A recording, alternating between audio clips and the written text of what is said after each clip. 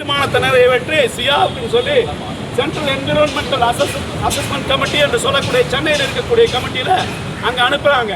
அந்த கமிட்டியில் யார் யார் இருக்காங்கன்னு சொன்னால் பெரிய ஃபாரஸ்ட் ஆஃபீஸர்ஸ் இருக்கிறான், சுற்றுச்சூழல் ஆர்வலர் இருக்காங்க, மிகப்பெரிய அதிகாரிகள் இருக்காங்க, இந்த மைண்ட் சேடி இவங்கெல்லாம் இருக்காங்க. அவங்கெல்லாம் வந்து தன்னிச்சையாக இந்த தீர்வு சொக்கனூர் பஞ்சாயத்தில் ஊராட்சியிலிருந்து ஒரு தீர்மானம் வந்துருச்சுன்னு சொல்லி அதை வந்து மக்கள் ஆதரவாக இருக்காங்க, இந்த பஞ்சாயத்தோட முன்னேற்றத்திற்கு அவங்க பணம் கொடுப்பாங்களாமா, அறிவியல் ரீதியாக அங்கே பாறையை வெட்டி எடுப்பாங்களாமா அப்படின்னு சொல்லி ஒரு பாறை வந்து குவாரி லைசன்ஸே கொடுக்கறதுக்கு முன்னாடி அதை எப்படி கட்டிங் பண்ணுவாங்க, வெட்டுவாங்க, உடைப்பாங்க அப்படின்னு சொல்லி எப்படி முடிவு பண்ண முடியும்?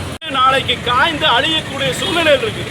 இதையெல்லாம் பார்க்காம அங்க இருக்கக்கூடிய சாதாரண விவசாயிகள் ஒரு தோட்டத்தை நம்பி 10,000 20,000 சம்பாதிச்சு வாழ்க்கை நடத்தணும் விட்டு போட்டு கோடிக்கணக்கில் கொள்ளையடிக்கக்கூடிய குவாரி உரிமையாளர்கள், குறிப்பாக கடந்த தீய சக்தின்னு இந்த ஆட்சியில சொல்றாங்களே, இந்த தூய சக்தி ஆட்சி, அந்த தீய சக்தி ஆட்சியில அமைச்சரா அந்த ஏவாவோடு வந்து எங்கேயோ இருக்காரு. திருவண்ணாமலையில விழுப்புரத்தில் இருக்கிறவனுக்கு என்னையா சொக்கனூர்ல வேலை, கோவை மாவட்டத்தில் அவனுக்கு என்ன வேலை? இங்க வந்து கண்ணியமால் என்டர்பிரைசஸ்னு பீடமேட்டில் ஒரு பினாமி நிறுவனத்தை ஆரம்பிச்சு இங்க ஒரு குவாரி நடத்துறாங்க.